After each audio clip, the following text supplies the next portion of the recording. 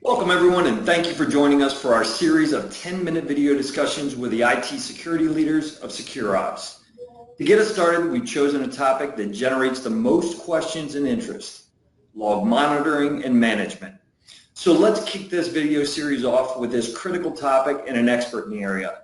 Our featured guest today is Erik Montcalm, the Vice-President of Services and Technologies right here at SecureOps. Erik, welcome. Are you ready to get started? Yeah, thanks for having me, Robert. Fantastic. All right, so let's start with the general question. What is log monitoring, and which device logs are most critical to maintaining and improving security? Log monitoring is loosely defined as trying to find events of interest and security incidents out of the output of mostly security devices, but also any computing device that could happen to be on our network. I guess the best analogy to come up with is something like trying to find a needle in a haystack, because there's a lot of logs out there, and not everything, of course, is a security incident. Oh, interesting. And what technology generates logs, and how do you deal with all those almost countless numbers of logs? Almost anything generates logs these days. So the typical, process is to start with security devices. So you have your firewalls, your VPNs, and authentication servers, Windows servers, that sort of thing. But the trend in the industry is actually to start logging more and more things. So web servers, desktops, anything that can generate an event or a log is actually of interest to security nowadays. And I guess the easiest way to look at the process of security log monitoring is more of a tiered process. So what you have is the help of tools like automated tools and things that will filter logs for you, all the way to human analysis that actually is the final step of the process. Okay, great. And then what are you looking for when you analyze logs? You talked a little bit about that needle in the haystack. What does that really mean? Anything that's an anomaly would be looked at from a machine point of view. So you have all of these technologies that look for things that are interesting or weird enough to be kicked off to a human analyst, which is a bit more expensive. So it could be anything that's interesting from the customer's point of view. So the way we like to look at things at SecureOps is really to start with things like a risk assessment or interviewing our customers and figuring out what really keeps them up at night, and then designing the security monitoring process from there. So security monitoring is usually something that we implement using these tools and use cases, and then the tools and use cases will flag interesting events, and then a human will validate them so that we don't end up waking our customers in the middle of the night for no good reason. Right, and you said you talk about your customers' pain points. What do they struggle with the most in terms of monitoring and management and analysis? I guess there's two major pain points in the industry right now. One of them is the lack of qualified resources, and this is where a company like us can come in. We have a lot of specialty, humans that really, consultants, internal experts, technical folks that can really augment the security staff at some of our customers. So the lack of expertise is really painful for a lot of our customers. Finding security folks is difficult nowadays, but also keeping them happy and interested in their projects is now critical, because everybody has an issue with staff retention. This is where SecureOps can actually come in and help, because we're not trying to replace anyone. That's the traditional view of outsourcing, and we don't believe in that. There's more than enough security work to go around. So what we try and do is to come in and help augment the team with day-to-day operations that we do very well, and then the people that used to do that can move on to bigger and hopefully more important things that require internal knowledge and a foot in the door at the customer location. Got it. And you said some of the benefits that customers get is that their team is now empowered with folks on your team. They're empowered with technology. They're empowered with analysis capabilities. Which thing is most important to them, do you feel? As far as being empowered, I think it's a combination of all of these things. When we talk to security people before we come along, I mean, they they're often stretched very thin. It's usually not just one thing. They usually know what they should do.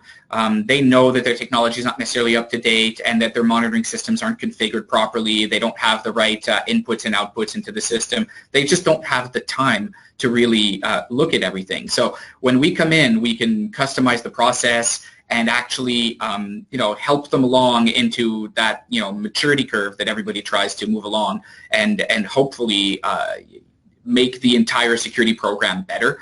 So if you look at security log monitoring, which is the topic of the day, I mean, a lot of people either don't have the proper tools in place configured properly, which is increasingly difficult. I mean, when you look at it from an attacker's point of view, I mean, they evolve their techniques and methods every day. So anybody on the defense side of things needs to do the same thing. We really need to adapt our detection techniques, our incident management techniques to match what the attackers are doing. So when we come along and help people and enable them to let go of some of these day-to-day operations, and customers can choose which ones they want to let go of. I mean, if maintaining the security systems is the problem, then we can help with that. They can work on the process or handling incidents. Same thing with the 24/7 monitoring. Everybody wants a SOC team in-house until they actually need to staff and retain that SOC team. It's very difficult to keep these highly qualified people interested in what they're doing day in, day out. And, actually, at SecureOps, we have multiple concurrent projects to keep people interested. When you try and bring the whole thing in-house, sometimes it's a little bit more difficult to make sure that evolution happens and people aren't lost in the entire process. Interesting. So if we take a step back and we talk about the challenges dealing with all the different logs from all the different technologies, organizations are touting the benefits of normalizing and automating some of these processes. What are the most difficult things about doing that so that you can decrease manpower and increase efficiency? I mean, log normalization and categorization and all of the good things that are happening with logs right now is an interesting topic, because on the one hand, it really enables humans to put data structures around the logs that come in, and that enables a whole lot of good things and at the operational level without having coders or programming level types to come in and do it. So you can have people that are specialized in monitoring actually go in and create dashboards or SIEM content and that sort of thing to actually augment the security team day to day. There is a counter trend in the industry, though, with big data and machine learning and artificial intelligence. That's the exact opposite of that. It used to be that everything was normalized, categorized, and put into a data structure at ingestion time. The industry is trying to do something different now because of all these new technologies. The big data paradigm is really something that's a little bit different. Is that you stash everything into these larger databases, for lack of a better term, in raw format, and you actually try and put that data into a structure at the time you actually use it. This allows for things like machine learning or variant use cases. So our recommendation to customers actually to do both, but definitely the first thing to do on the operational side is to really implement log parsing, categorization, and normalization in the first place, because otherwise it's kind of hard to get a handle on the day-to-day reporting and data handling. Okay. And then can you talk about SIEM, some of the capabilities, and also some of the struggles organizations have when they're implementing a SIEM? I think the SIEM industry is very interesting in the sense that customers are often disappointed. SIEMs are often sold, and their promise is sometimes overblown. So people expect too much out of the SIEM and don't really expect the level of effort required and the level of expertise to keep it humming along and be useful. I'm not sure if that's the SIEM vendor's fault or if that's just people don't understand the monitoring process, kind of iterative process that needs to happen. But you definitely need people on the infrastructure side to make sure that it's care and fed properly and patched, and that the data is going in the right place, and that new log sources are integrated and kept up to date if their data format has changed. And then on the monitoring side, you need to really have people working on the actual content, what triggers alerts, that will evergreen that entire operation, because otherwise the content gets stale. And of course, like I mentioned previously, you don't really have new attackers or attacking methods being discovered and flagged by your monitoring team. So I think the biggest issue with SIEMs is not necessarily that they're not good technology, is that they require a lot of effort to basically become and stay useful. And I think customers don't necessarily expect that. Okay, great. So Gartner talks about encrypted traffic, and today encrypted traffic makes up about 60% of all traffic, and it's soon to become 80% from their perspective. What kind of challenges does that create? I mean, encrypted traffic is also a very interesting topic. It used to be a very narrow slice of the network that was encrypted, usually for very specific transactions and web operations. So the monitoring team usually knew what was encrypted, and there were some very specific points for decryption. You really had some SSL termination points, for instance, and then you put some monitoring in place for that when it was actually in the clear.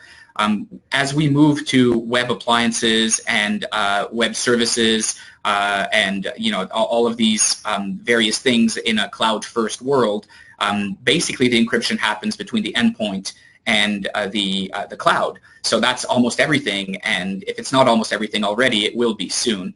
It does require a kind of a paradigm shift for monitoring teams, because now you need to have decryption almost certainly, unless you want to have a blind spot for a lot of these new malwares and attacking techniques, you need decryption to happen to enable your monitoring team to be able to actually look at the content. Without decryption, you can still do things like trending packets and traffic, and to see higher level metrics of the traffic, but that really doesn't allow you to a really good view of what's going on the network. So, there are various ways that we can go about doing this. Thankfully, this has been enabled by, some new technologies like next generation firewalls to make it a lot easier than it was. I was just going to ask, is that the solution right now? Is that next gen firewalls in order to look at that encrypted traffic? Or are people relying on technology to help them identify anomalies, traffic anomalies or movement anomalies or something like that? I honestly think that you need both. I mean, next generation firewalls are not the only way to decrypt traffic. They just make it a lot easier. One of the key features of most next generation firewalls is that you can have a much more granular view on your firewalling policy. So you can decide on instead of just being on a per port basis, you could actually look on a per application or even per user basis and apply policy on that. So that allows you to apply policy, including decryption, on very specific things. And this is where you kind of need to be careful for compliance reasons also. I mean, most enterprises have valid reasons for decrypting traffic, security reasons, and enforcement reasons, but also you need to look at the compliance aspect of this. Do we really want to decrypt everything, or do we want to make sure that we're not really meddling in the user's privacy and that sort of thing? So I don't think next generation firewalls are a requirement for decrypting traffic. They just make the life of the security team a lot easier. Okay, great. Last question, I promise. So sure. Compliance. How does log monitoring and management help with compliance? GDPR and some of the new privacy laws that are coming up in California and Colorado. How can you guys help? Yeah, so I think I touched on it a little bit. I mean, the entire ecosystem of log monitoring and infrastructure management is kind of difficult. What to log, what not to log, what to decrypt, what not to decrypt, making these business cases and decisions and interfacing with legal and HR. So we can help with that quite a bit. We have a lot of experience both on the log monitoring side and on the infrastructure management side to enable all of these things. So, of course, a lot of customers handle this all internally, but if you're confused in any way, I mean, we can certainly help customers along that entire path. Start with a basic log monitoring program, and then once we get into the basics are done, we could look at SSL decryption, what to decrypt, what not to decrypt, and interface with the various stakeholders to make sure that as this moves forward, you are compliant with the various legislation and stay compliant. That's great. So today you gave us really interesting information about how to find that needle in a haystack by monitoring and managing logs. You also talked about how to leverage technology like SIEMs to help normalize, automate, and ultimately use machine learning to identify anomalies in some cases. And of course, how that increased encrypted traffic you just talked about in compliance legislation is going to pose new challenges for IT security folks managing the logs. Can you wrap this session up by leaving us with one or two key insights concerning how else you empower SOC teams that you serve so they're able to defend their organization's colleagues and customers a little more effectively? Yeah, I think the best takeaway I would like to leave viewers with is, give us a call. It doesn't matter how big or how small your problem is. I mean, odds are we've seen it before, and we're not trying to reinvent the wheel. We like to be a trusted party. We like to be embedded, and we'll do, at SecureOps, we like to solve problems. So the ideal use case for SecureOps is really an interesting problem that we can help with, and it doesn't really matter if it's a small tidbit of things that your staff doesn't want to do day in, day out, and you want to outsource that part, or if you want an overall kind of second opinion on your entire process. I mean, we can help most people with that issue. That's perfect. Thanks. That's a perfect way to wrap up the session. So for our audience today, if you want any more information about SecureOps, certainly go to www.secureops.com, or as Erik said, give him a call. He'll be happy to help. Thanks very much, Erik. I look forward to the next time. All right. See you. Thank you very much.